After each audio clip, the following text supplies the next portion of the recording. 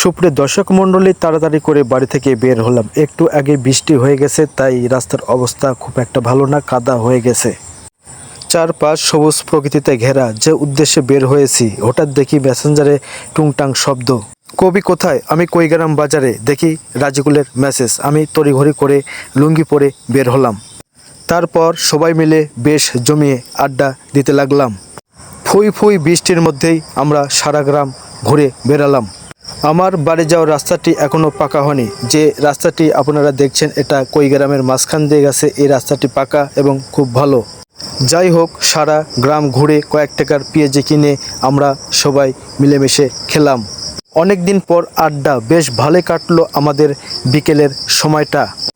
রাজিকুল মাঝে মধ্যে কুড়িগ্রামে আসলে আমাদের সময়টা খুব ভালোই কাটে এবং আমরা আনন্দ করি।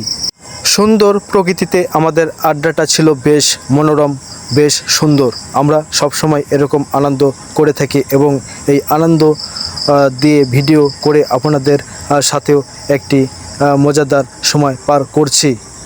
যাই হোক, আমরা সবসময় আনন্দের মধ্যে থাকি। আপনারা ভালো থাকবেন। খোদা হাফেজ।